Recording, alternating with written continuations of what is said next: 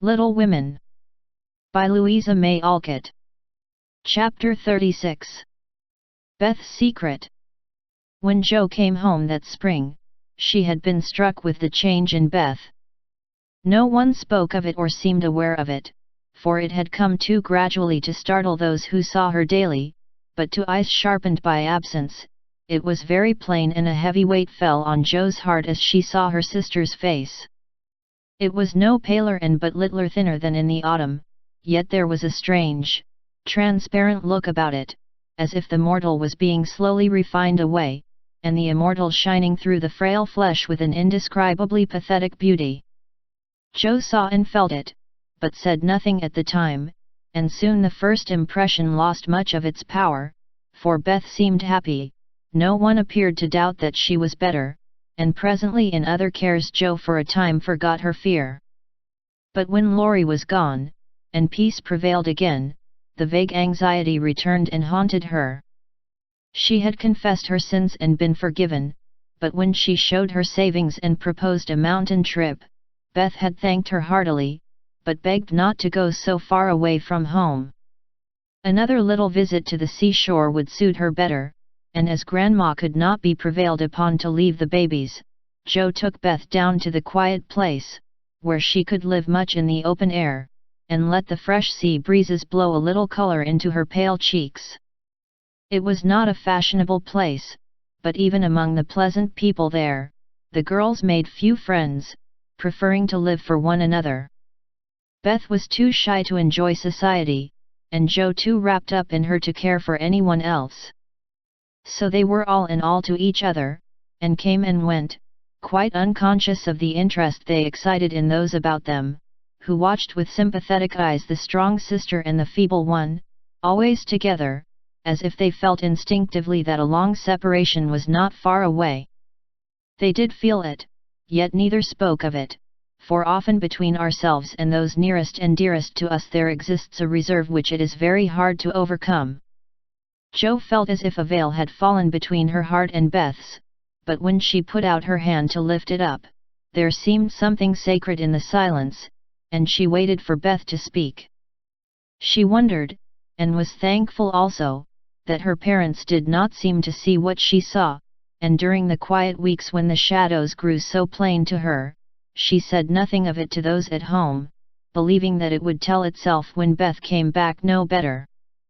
She wondered still more if her sister really guessed the hard truth, and what thoughts were passing through her mind during the long hours when she lay on the warm rocks with her head in Jo's lap, while the winds blew healthfully over her and the sea made music at her feet. One day Beth told her. Jo thought she was asleep. She lay so still, and putting down her book, sat looking at her with wistful eyes, trying to see signs of hope in the faint color on Beth's cheeks. But she could not find enough to satisfy her, for the cheeks were very thin, and the hands seemed too feeble to hold even the rosy little shells they had been collecting. It came to her then more bitterly than ever that Beth was slowly drifting away from her, and her arms instinctively tightened their hold upon the dearest treasure she possessed. For a minute her eyes were too dim for seeing, and when they cleared, Beth was looking up at her so tenderly that there was hardly any need for her to say, "Jo, dear, I'm glad you know it. I've tried to tell you, but I couldn't." There was no answer except her sister's cheek against her own, not even tears, for when most deeply moved, Jo did not cry. She was the weaker then, and Beth tried to comfort and sustain her, with her arms about her and the soothing words she whispered in her ear. "I've known it for a good while, dear, and now I'm used to it. It isn't hard to think of or to bear. Try to see it so and don't be troubled about me, because it's best, indeed it is." Is this what made you so unhappy in the autumn, Beth? You did not feel it then, and keep it to yourself so long, did you? Asked Jo, refusing to see or say that it was best, but glad to know that Laurie had no part in Beth's trouble. "Yes, I gave up hoping then, but I didn't like to own it. I tried to think it was a sick fancy, and would not let it trouble anyone. But when I saw you all so well and strong and full of happy plans, it was hard to feel that I could never be like you, and then I was miserable, Joe. Oh, Beth, and you didn't tell me, didn't let me comfort and help you? How could you shut me out, bear it all alone? Joe's voice was full of tender reproach, and her heart ached to think of the solitary struggle that must have gone on while Beth learned to say goodbye to health, love, and life, and take up her cross so cheerfully. Perhaps it was wrong, but I tried to do right. I wasn't sure, no one said anything, and I hoped I was mistaken. It would have been selfish to frighten you all when Marmee was so anxious about Meg, and Amy away, and you so happy with Laurie. At least I thought so then. And I thought you loved him, Beth, and I went away because I couldn't, cried Joe, glad to say all the truth. Beth looked so amazed at the idea that Joe smiled in spite of her pain, and added softly, then you didn't, dearie? I was afraid it was so, and imagined your poor little heart full of lovelinity all that while. Why, Joe, how could I, when he was so fond of you? Asked Beth, as innocently as a child. I do love him dearly. He is so good to me, how can I help it? But he could never be anything to me but my brother. I hope he truly will be, sometime. Not through me, said Joe decidedly. Amy is left for him, and they would suit excellently, but I have no heart for such things, now. I don't care what becomes of anybody but you, Beth. You must get well. I want to, oh, so much. I try, but every day I lose a little, and feel more sure that I shall never gain it back. It's like the tide, Joe, when it turns, it goes slowly, but it can't be stopped. It shall be stopped, your tide must not turn so soon, 19 is too young, Beth. I can't let you go. I'll work and pray and fight against it. I'll keep you in spite of everything.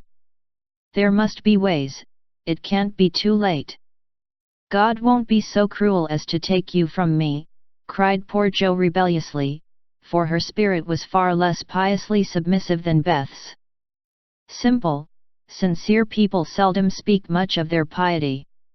It shows itself in acts rather than in words, and has more influence than homilies or protestations. Beth could not reason upon or explain the faith that gave her courage and patience to give up life, and cheerfully wait for death. Like a confiding child, she asked no questions, but left everything to God and nature, Father and Mother of us all, feeling sure that they, and they only, could teach and strengthen heart and spirit for this life and the life to come. She did not rebuke Joe with saintly speeches, only loved her better for her passionate affection, and clung more closely to the dear human love, from which our Father never means us to be weaned, but through which He draws us closer to Himself.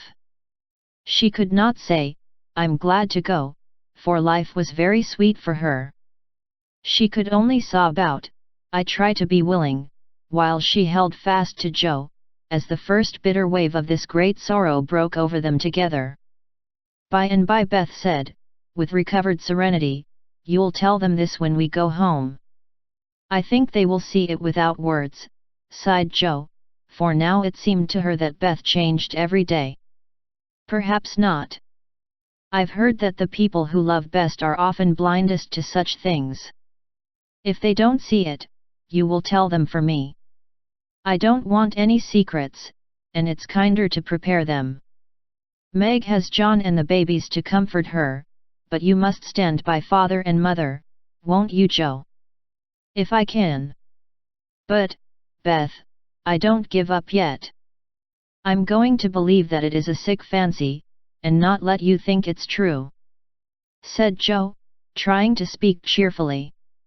Beth lay a minute thinking, and then said in her quiet way, I don't know how to express myself, and shouldn't try to anyone but you, because I can't speak out except to my Joe. I only mean to say that I have a feeling that it never was intended I should live long. I'm not like the rest of you. I never made any plans about what I'd do when I grew up. I never thought of being married, as you all did. I couldn't seem to imagine myself anything but stupid little Beth, trotting about at home, of no use anywhere but there. I never wanted to go away, and the hard part now is the leaving you all. I'm not afraid, but it seems as if I should be homesick for you even in heaven." Joe could not speak, and for several minutes there was no sound but the sigh of the wind and the lapping of the tide. A white-winged gull flew by, with the flash of sunshine on its silvery breast. Beth watched it till it vanished, and her eyes were full of sadness. A little grey-coated sandbird came tripping over the beach, peeping softly to itself, as if enjoying the sun and sea. It came quite close to Beth, and looked at her with a friendly eye and sat upon a warm stone, dressing its wet feathers, quite at home. Beth smiled and felt comforted, for the tiny thing seemed to offer its small friendship and remind her that a pleasant world was still to be enjoyed. "Dear little bird! See, Joe, how tame it is. I like Peeps better than the gulls. They are not so wild and handsome, but they seem happy, confiding little things. I used to call them my birds last summer, and Mother said they reminded her of me, busy, Quaker-colored creatures, always near the shore, and always chirping that contented little song of theirs.